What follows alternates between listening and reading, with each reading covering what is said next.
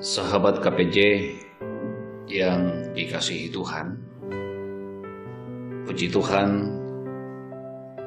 kita boleh menikmati kehidupan hari ini, dan kita akan menjalani kehidupan kita di hari ini bahkan sepekan yang kita akan jalani ke depan. Kita rindu bahwa perjalanan kehidupan yang Tuhan anugerahkan bagi kita sekalian, kita menjalaninya tentu dalam segala tantangan, juang gumul. Kita akan menghadapi dengan kekuatan kebenaran firman Tuhan. Dan karena itu pada hari ini, sahabat KPJ yang dikasihi Tuhan, kita akan bersama-sama mendengarkan firman Tuhan dan belajar dari kebenaran firman Tuhan yang akan memberi inspirasi bagi kita sekalian dalam menjalani kehidupan kita sekalian. Firman Tuhan yang kita akan baca dari Matius pasal 5 ayat yang ke-38 sampai ayat yang ke-42. Sebelum kita bersama-sama mendengarkan firman Tuhan, marilah berdoa. Terima kasih Bapa di sorga atas kasih dan cinta-Mu yang boleh kami alami dan kami rasakan dalam hidup ini. Engkau baik dan sungguh baik. Engkau menyatakan kasih sayang-Mu bagi kami, sehingga kami boleh ada sebagaimana ada saat ini. Terima kasih Bapa, firman-Mu kami akan baca. Kiranya Roh Kudus tuntun kami semuanya, sehingga kebenaran firman Tuhan menjadi kekuatan bagi kami. Bersabdalah ya Tuhan, sebab sesungguhnya kami siap sedia mendengarkan kebenaran firman-Mu. Di dalam Kristus Yesus kami berdoa. Haleluya. Amin. Matius pasal 5 ayat yang ke-38 sampai ayat yang ke-42, firman Tuhan bagi kita sekalian. Kamu telah mendengar firman, mata ganti mata dan gigi ganti gigi. Tapi aku berkata kepadamu, janganlah kamu melawan orang yang berbuat jahat kepadamu, melainkan siapapun yang menampar pipi kananmu, berilah juga kepadanya pipi kirimu. Dan kepada orang yang hendak mengadukan engkau karena mengingini bajumu, serahkanlah juga jubahmu. Dan siapapun yang memaksa engkau berjalan sejauh 1 mil, berjalanlah bersama dengan dia sejauh 2 mil. Berilah kepada orang yang meminta kepadamu, dan jangan menolak orang yang mau meminjam daripadamu. Amin. Firman Tuhan. Sahabat KPJ yang dikasihi Tuhan, semua orang tentu merindukan apa yang disebut dengan kedamaian hati, dan kedamaian hati pastilah akan memungkinkan kita untuk menikmati sukacita dan kebahagiaan. Saudara-saudara, namun untuk memperoleh atau mencapai sebuah kebahagiaan hidup, tentu butuh yang namanya perjuangan.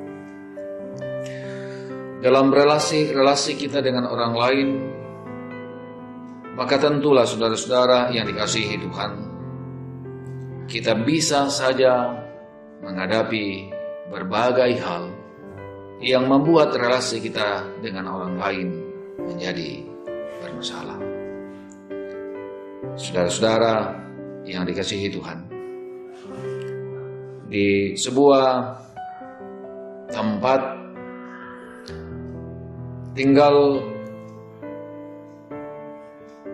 2 orang yang bersaudara. Mereka kemudian berselisih karena mereka memiliki harta, dan harta yang mereka miliki membuat mereka kemudian bermasalah dengan saudaranya. Ketika mereka kemudian berselisih paham, saling menggugat, dan saling mempersalahkan karena harta benda. Satu dari kedua bersaudara itu kemudian jatuh sakit. Dan saudara-saudara, ketika satu sakit, lalu kemudian orang datang kepada saudaranya yang sehat. Mereka meminta agar kemudian mereka mengunjungi ke rumah sakit. Lalu dengan keadaan terpaksa Bapak, Ibu, dan saudara-saudara, ia kemudian mengunjungi saudaranya yang terbaring lemah di rumah sakit karena sakit yang dialaminya. Setelah mereka berjumpa, saudara-saudara, mereka kemudian saling memaafkan.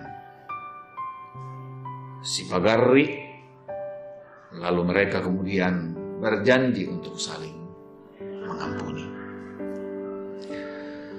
Lalu setelah berbincang-bincang, berdiskusi, bercerita, saling menguatkan, lalu kemudian saudaranya yang mengunjunginya keluar dari rumah sakit. Sebelum kemudian ia keluar, saat ia membuka pintu kamar dari rumah sakit itu, yang sakit kemudian berseru kepada saudaranya, "Saudaraku, jika saya kemudian akhirnya tidak sembuh dan saya harus mati, maka saya akan memaafkanmu. Tapi seandainya Tuhan inginkan dan Tuhan memberikan kesehatan bagiku, maka persoalan kita tidak selesai, tapi persoalan kita akan tetap berlanjut." Saudara-saudara yang dikasihi Tuhan, dari cerita itu saudara-saudara ada banyak hal yang bisa menjadi pelajaran bagi kita sekalian. Pelajaran pertama, saudara-saudara, bahwa dalam hubungan kita sebagai saudara bersaudara, hubungan kita dengan orang lain, ada banyak hal yang bisa kemudian membuat relasi kita, hubungan kita menjadi rusak, termasuk kemudian melahirkan kebencian dan dendam. Tapi sekaligus saudara-saudara yang dikasihi Tuhan, cerita ini juga mengajarkan bagi kita bahwa ada banyak cara kemudian kita bisa kemudian saling mengampuni. Ada banyak cara yang memungkinkan kita untuk berjumpa, lalu kemudian kita saling berbagi, saling bercerita, dan saling mengampuni. Tapi juga saudara-saudara, dari cerita ini juga memperlihatkan bagi kita bahwa untuk mengampuni itu adalah persoalan yang terlalu berat dan mungkin sukar sekali orang melakukannya. Yang biasa terjadi saudara-saudara, kita kemudian bukan mengampuni, tapi hanya melupakan apa yang terjadi. Karena mengampuni tentu tidak sama dengan melupakan masalah. Ada orang yang kemudian berbicara bahwa ia mengampuni, padahal sesungguhnya ia tidak mengampuni. Ia hanya sekedar melupakan. Lalu kemudian ketika ia berjumpa dengan orang itu, sesungguhnya masalah kemudian muncul kembali. Pertanyaannya, saudara-saudaraku yang dikasihi Tuhan, mengapa kita harus saling mengampuni? Mengapa kemudian kita harus saling memaafkan? Mengapa kita harus kemudian mengampuni orang lain? Saudara-saudara, kebencian sesungguhnya hanya melahirkan ketidaktenangan. Kebencian hanya melahirkan apa yang disebut dengan kegelisahan hidup. Sehingga kebahagiaan yang sesungguhnya harus menjadi milik kita terampas oleh kebencian itu. Tapi jauh lebih itu, saudara-saudaraku yang kekasih dalam Tuhan, pengampunan itu adalah hakikat dari iman kita. Alkitab dalam Efesus pasal 4 mengatakan, tetapi hendaklah kamu ramah seorang terhadap yang lain, penuh kasih mesra dan saling mengampuni, sebagaimana Allah di dalam Kristus telah mengampuni kamu.